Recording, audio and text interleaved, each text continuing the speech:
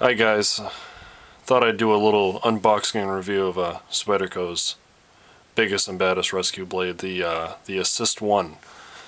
I received this knife from my folks for Christmas. I've wanted a good rescue blade to put in my bailout bag that came in my truck for the longest time, and I've had my eye on the Assist just because it's almost like 3 tools in one, and just the overall look of the knife is just completely badass.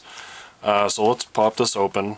You note that this knife barely fits in this box. I don't know why Spyderco didn't give it a bigger box, but anyway, let's pop this baby open. There she is. Almost immediately you just notice the sheer size of this knife and how unusual it looks, which is just what gets the most attention, but despite its unusual appearance, this knife is almost 100% function. You'll notice that I opted for the high visibility orange FRN handles. They also make this in black FRN, and your choice of the plain VG10 blade uncoated or the coated black VG10 blade. So let's just pop this open. The blade on this knife is just absolutely tremendous. It's just a hair below 4 inches. I believe it's 3.7, maybe a little bit under that. You got about maybe just about 2.5 or 3 inches of serrations, or as Spyderco calls it, the spider edge. It's just ungodly sharp, and this can, tear through anything that you put it towards, whether it be a seatbelt or clothing or anything like that. Any rescue situation, you definitely need the serrated edge. And then the nifty fact about this knife, which is another big selling point to me, is it has the 1 inch of plain edge, which could be very useful for those those occasions that you don't want to use the spider edge. But yeah, and this plain edge is also incredibly sharp. I actually opened up an envelope with this earlier and just sliced through it like butter, which is what you'd assume with any Spyderco knife, of course. Great feature of this is the blunted tip. So in any extraction, say you did have to cut someone out of a seatbelt, you wouldn't have to worry about accidentally stabbing them in the stomach or causing any further injury. So this blunt tip really is a nice feature. You won't cut into anything by accident. Spyderco made this so it could be used with glove hands. You got the larger spider hole right here, and another interesting feature is the cobra hood. Cobraed, so if I'm wearing big bulky gloves, I could still flick this knife open with ease, because the gloves would catch this nice little edge right here. Spyderco seemed to think of everything with this knife.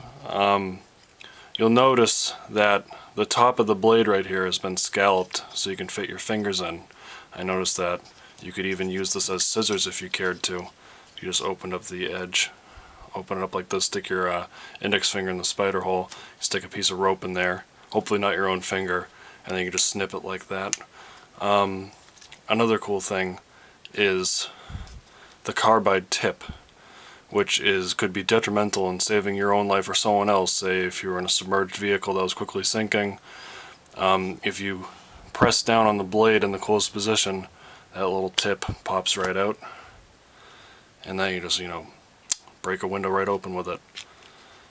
You'll also notice that there is a built-in survival whistle right on the tip here, and it took a couple tries, but it is fairly loud the first time I tried it. I'll try to do it right now for you actually.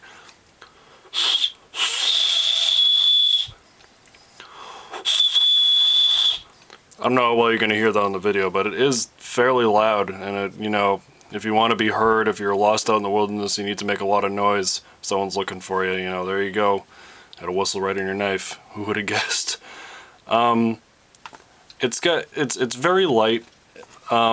Like a lot of Spyderco's Salt series, it has no liners. That definitely adds to that definitely is a big reason why this knife is so light. It's only about 4 ounces. All the weight is mainly in the large blade. It's completely pin construction. If you can notice, there's no torque spits anywhere. It's all pins.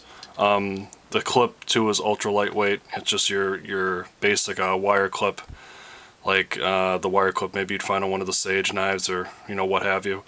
One thing I noticed that when this knife is in your pocket, there's about a solid inch showing, so it really isn't the most comfortable knife to carry every day, because, you know, it's just one, its size, and two, when the clip is, you know, on your pocket, you still got a lot of that knife exposed, and with the bright color, I don't know if, you know, you want that much attention being drawn to your pocket. But another con of this knife, I think, is just, you know, with a knife this big and badass, you know, a rescue knife of this magnitude, you'd think that the blade steel might be H1, so it would be impervious to salt and other corrosion. You know, since this knife is such a true workhorse, you know, it's called the Assist, it's designed to assist. It says it right on Spyderco's description. But I was just thinking that this knife might be perfect with H1 steel. But I mean, VG10's great, holds a nice edge, you know, it's lightweight. I own plenty of Spyderco knives that have VG10, and I have really no complaints. I mean, the rust resistance on VG10 is, you know, pretty decent in itself. I noticed that if you shake around the knife, you can hear the carbide tip kind of rattling around. Maybe if they were going to redo this knife, the carbide tip would always be exposed, and maybe it would be welded on. I don't know how this would, you know, fare up if I was to do a full swing towards a car window, but I hope I never have to find out. Anyway, this knife, I mean, like I said, would just be great to keep in a vehicle. It's going to be kept in my truck. You know, it's got it all. It's got the whistle, it's got the carbide tip, it's got that great blade, you know, 3/4 spider edge and 1/4 plain edge, cobra hood. You can use it as scissors. I mean, this knife would just do it all. And I almost, you know, wish I had a scenario where I could try this out and try to pull someone out of a car seat. So yeah, if you're looking for a excellent rescue knife, and, you know, Spyderco's 79 rescue or 93 rescue isn't doing it for you, definitely look at the Assist. You won't be sorry. You know, I mean, just look at this thing, it's a tank. Alright, well, thanks for watching, guys. I'm really glad I could show you this video, alright? Stay tuned for more. Have a great day.